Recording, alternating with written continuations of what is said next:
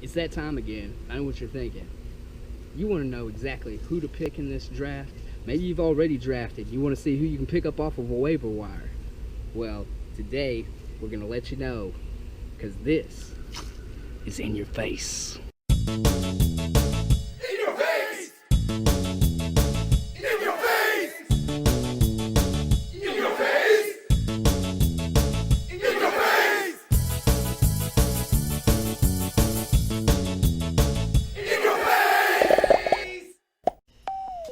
Hey everybody, welcome to In Your Face Fantasy Football Edition. In Your Face, the show where it's got a little bit about something and a whole lot about nothing. This is the Fantasy Football Edition. Got my buddies Keith and Tony here.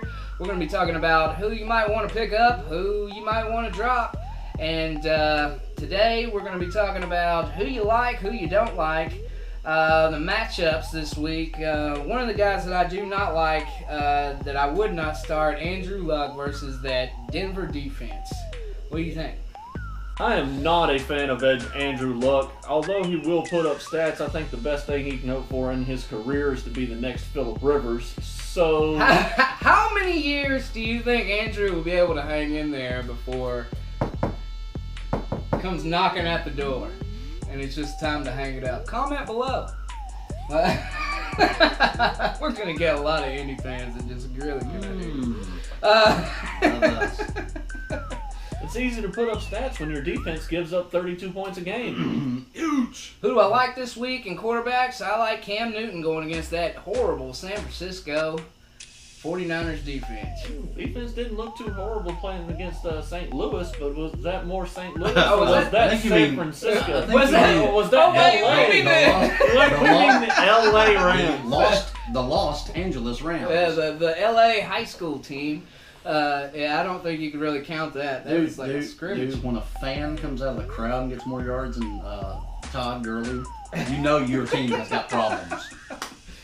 And then we got, in my dilemma, I drafted Drew Brees and Willie Snead. Willie Snead on the bench with 20-something points last week. And then Brandon Cooks splitting it down the middle. I don't know exactly who to play within the next couple of weeks.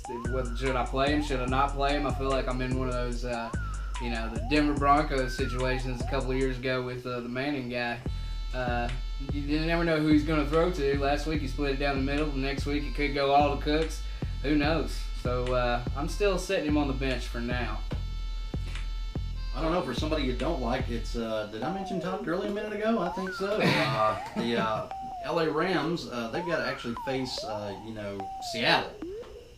No, I wouldn't start a wide receiver, a running back, and I don't give a darn if it's Case Keenum or Joe Mama or whoever's out on that field. No. Well, I'm gonna say I'm one of those guys where I think Todd Gurley's gonna bounce back. Picked him up last year, did exceptional. I don't think he's a one and done kind of guy. I think he's gonna be in there. They got some pretty heavy defenses coming up. What I said, week 5 after Arizona, I think he'll start showing up and showing the people where Todd Gurley's at again. Well, I like any quarterback that is going against New Orleans defense. And I believe that would be Eli Manning this week. So I definitely would start him if I had him on my team. Another one that I like is anyone going up against Atlanta's defense. So if you happen to have Derek Carr, that would be another good start at the quarterback position. So what you're saying is if you have New Orleans defense or Atlanta's defense, Bench. flush them. One that I do not like this week is a guy that I have a lot of faith in overall over the season, but I do not like Eddie Lacy going up against Minnesota's front seven. That is a tough unit to run on. It is going to be tough, but I do think they're going to be able to have a little throw and catch there. I'm not real sure about their secondary, so I'm going to go strong with Jordy Nelson this week. As far as likes, Baltimore. If you've got Forsett as a running back, if you've got, who do they still have for receivers? It doesn't matter. You got Mike Wallace. Mike. Oh, crap, Mike Wallace, run! The forgotten player out of Pittsburgh Pittsburgh and Miami. As long and, as long as there's That'll be there's the somebody guy. with fly paper on their hands to catch a ball from Joe Flacco, they're going against Cleveland. Trust me, we could outscore Cleveland for Pete's sake. Carson Wentz was able to make himself look like an NFL quarterback Carson against Wentz. Cleveland's defense. So Yes. Who do you guys think had a bigger game, Carson Wentz or Jimmy Garoppolo? Wentz. I'm going to go with Jimmy Garoppolo just because the defense that he was going up against is a very tough defense. And a very good secondary, and he was able to control that offense. And like it or not, those people that like to say that Tom Brady is the greatest of all time, maybe Garoppolo was able to show that he was more of a system quarterback. Well, that's sort of the problem. Is I'm going with Wentz because, quite frankly, who did Wentz learn under? Nobody but the coaches. So, yeah, it's Cleveland, but he's gonna get the learning curve. It's gonna come back and smack him in the face very soon. He's gonna come back down to earth. But Jimmy Garoppolo, he at least had a year learning in practice with Brady. Come on. Did he start a game last year? No, he didn't. But I mean, that's one of the things. Is it Garoppolo or is it that Bill Belichick magic? I think I That believe he it's- can turn anything to gold. I think Bill LeGarrette Belichick's- Blunt. I Look, think- LeGarrette Blunt's having a horrible time. He gets to New England and BAM! I mean, it's just Matt Castle. That's Matt Castle. That definitely points towards Belichick. I mean, they have Edelman, Amendola. These people were unknown until they got to New England. Then all of a sudden, Brady's throwing to them. They're making the highlight reels. So, coming up this week, these two guys facing off each other in our league, fantasy football. We're going to let you guys decide who you think is going to win. Over here, we got Jameis Winston, DeMarco Murray, Doug Martin, Amari Cooper, Eric Decker, Eric Ebron, LeGarrette Blunt, Houston defense, and Carolina's kicker, Gano. And then on this end, we I'm got... actually making some updates right now to that. And, He's like, I heard who he's got. Now, give me a minute. Gee, who made you shake in your boots for a minute? Tony, tell him who you got in your starting lineup. well, I do have Derek Carr going up against Atlanta's defense. I have T.J. Yeldon going up against San Diego. I have Jeremy Hill going up against Pittsburgh. A.J. Green again going up against Pittsburgh. Mike Evans against Arizona, who may end up getting the bench for Jordan Matthews, going up against Chicago. Not really all that sure exactly how I feel about my tight ends, but Gary Barnidge going up against Baltimore with RG3 going down. I think they're going to rely on the tight end I like a the little bit. Barnage play. Kelvin Benjamin going up against San Francisco. Do not have a defense yet since I do go week to week streaming. And the famous Dan Bailey. Dan Bailey. I had him a couple of years. He's just one of those guys where when he's on, he's on. And last week he was, whoa! 17 points worth of on. Yeah. I mean, he had one of those, who was that kid from Jacksonville?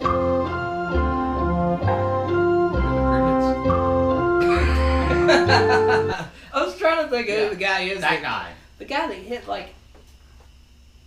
he hit some long ones. Anyway.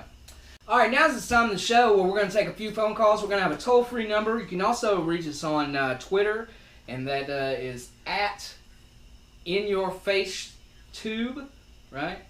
I believe so. At InYourFaceTube. You can also email us at InYourFaceTube@gmail.com. Let's go ahead and take a call.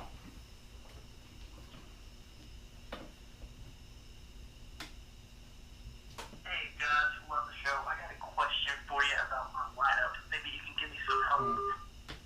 Hey guys, love the show. I got a question for you about my lineup. Maybe you can give me some help. It's my wide receivers. I drafted Keenan Allen, and of course he went down last week. So I'm looking at who I can sort of fill in the gap. My other wide receiver is Antonio Brown, so I'm solid there. But I picked up Keenan Allen's backup, Tyrell Williams. I don't know anything about this dude. I also have Tyler Lockett, Alan Hearns, and Devin Funchess. And I'm just wondering who do you think is going to fill in that void? Or should I try to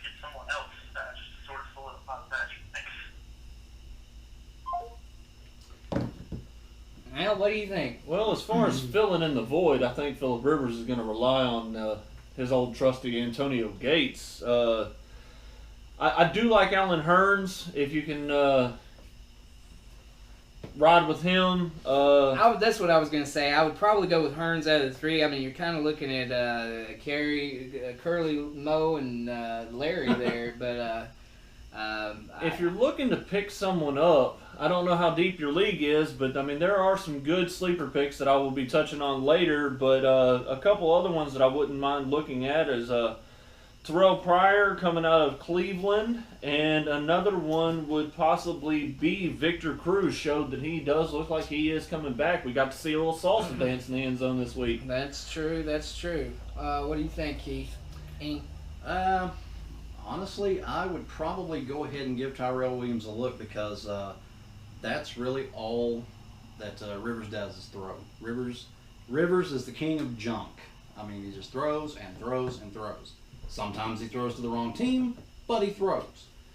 Besides, who do they have for a running back over there? Melvin Gordon. Gordon. Yeah, I'm gonna say Melvin Gordon sounds like he's the kind of guy that gets a lot of screen passes. Phillip Rivers, it's almost like he's just like got a slot machine arm. He just keeps on going. All right, well there you got it. Keith says Tyrell Williams. So I'm gonna go with Hurns. Tony, you go with Hurns? I'm going with Hurns, but if you are set on picking up somebody, I would look at Terrell Pryor and possibly Victor Cruz. All right. Well, there you have it. Now I'm going to take you to a segment called Tony's Sleepers.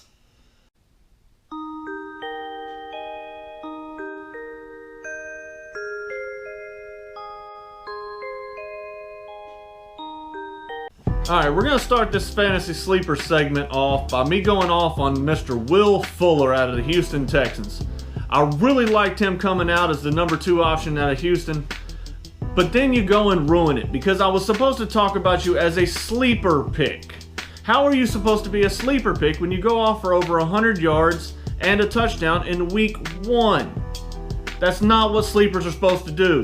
You're supposed to be a hidden gem that I find later on in the season. Alright. Now, once I've got that out of my system, we're going to talk about a couple more guys.